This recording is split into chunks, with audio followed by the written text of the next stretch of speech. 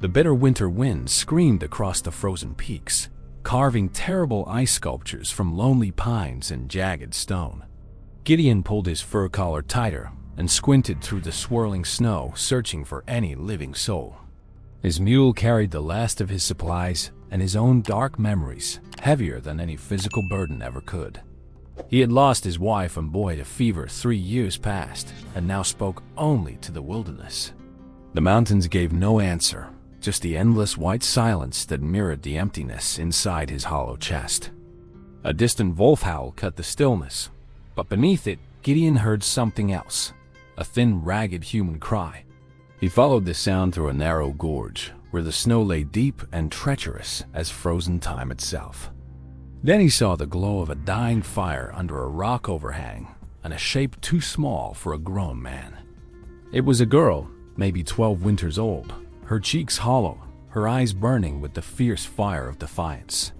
She stood before 2 crude stone mounds, clutching a rusted shovel like a warrior guarding a sacred holy shrine. A massive gray wolf dog stood beside her, lips curled back over yellow fangs and a low growl rumbling deep. Gideon raised his gloved hand slowly, showing he meant no harm, but the girl only tightened her grip on the shovel. Her clothes were rags, her bare feet wrapped in bark strips, and her ribs showed through the torn fabric starkly.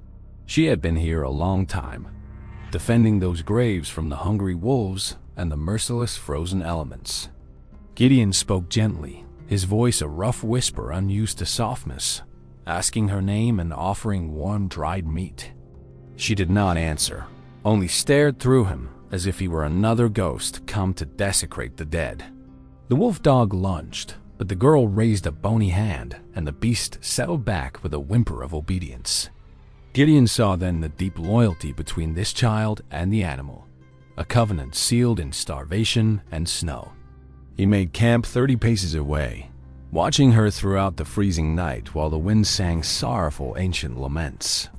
In the morning he approached again with a steaming bowl of broth and set it on a flat stone.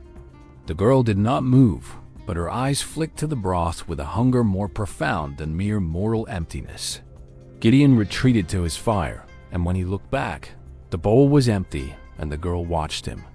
This ritual continued for 3 days. The broth, the distance, the silent exchange of trust built one drop at a time. On the 4th night, a pack of timber wolves descended, their yellow eyes gleaming with savage intent in the darkness. Gideon grabbed his rifle and fired over their heads, scattering them, but the girl screamed and hurled a rock at him. She thought he meant to harm the wolves, the same wolves that had circled her graves every night for 2 years. She called them by a name, her voice cracking from disuse, shouting that they were just hungry and meant no evil. Gideon lowered the rifle and understood something terrible about this child's lonely world and her strange mercy. He sat down in the snow and wept, not for himself, but for the profound purity of her fierce, broken spirit. The girl watched him weep, and something behind her frozen wall of silence began to thaw like morning spring ice. That night she allowed him to rebuild the fire closer to the overhang, though she still held the shovel. The wolf dog, now called Sybil by Gideon, eventually sniffed his hand and accepted a strip of dried venison cautiously. Gideon learned through halting gestures and scribbles in the snow that the graves held her parents, victims of a blizzard. They had been traveling west to a dream of a new life when the storm trapped them in this merciless pass. Her mother died first of the cold, and her father used his last strength to cover them with stones. Then he lay down beside his wife and never rose again, leaving the girl alone with the wilderness and wolves. She had no tools except the shovel her father left, and she used it to expand the grave for him. Since that day, she had stayed, refusing to leave, believing her parents would wake if she stopped guarding them. Gideon's heart shattered into 1,000 pieces, each shard reflecting the face of his own lost son and wife. He understood now that saving her soul would take more than broth. It would take a reason to live again. He did not ask her to leave the graves, but instead helped her reinforce the stone cairns against the weather. Together they gathered flat rocks while the wind howled, and Sable dug a trench around the resting place. Gideon carved a wooden marker from a fallen pine and planted it, speaking their names she had written in snow. The girl, whose name was Leora, touched the marker and her lips moved in a silent prayer only the mountains heard. He showed her how to set snares for rabbits, and she showed him which frozen berries were safe to eat. Weeks passed with the slow rhythm of survival, and Gideon's mule carried the burden of their shared fragile hope. One evening, Leora finally spoke a full sentence, saying her mother used to sing about green valleys and warm rain. Gideon, whose own voice had been buried, began to hum the tune she described, and the girl listened with wonder. Tears ran down her hollowed cheeks, washing clean pathways through the grime, and she smiled for the first time. The smile broke something loose in Gideon's chest, a dam of guilt that he had built around his own heart. He told her about his wife and son, how he had failed to save them from the fever's cruel swiftness. Leora took his rough hand and placed it on the grave, saying they are not gone, just sleeping in the stone. Her simple faith, born of 2 years guarding frozen bodies, was the most powerful sermon Gideon had ever received. Spring came with a rush of meltwater, and the first wildflowers pushed through the receding snow around the graves. Gideon knew it was time to bring Leora down from the mountain to a life among living people again. He told her they could return every summer to visit, but her parents would want her to grow and thrive. Leora clutched the shovel, panic rising, but Sable nudged her hand and whined, as if agreeing with the trapper. She spent one last night lying between the two graves, whispering goodbye with her cheek pressed to the cold stone. At dawn she rose, shouldered the shovel, and walked toward Gideon with a strength that humbled the ancient peaks. They descended through meadows bursting with blue pan, the girl's bare feet now wrapped in proper leather moccasins.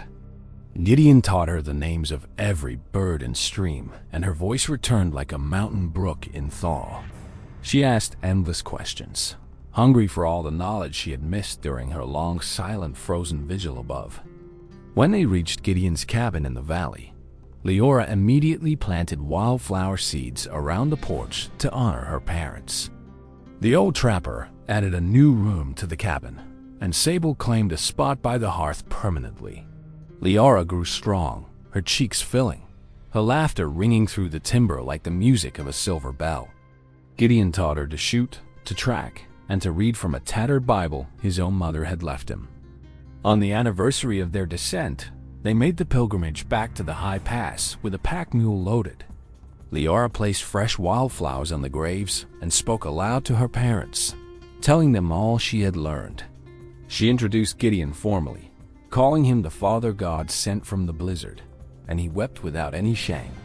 That night a wolf howled nearby, and Leora smiled, recognizing one of her old pack who had survived the winter.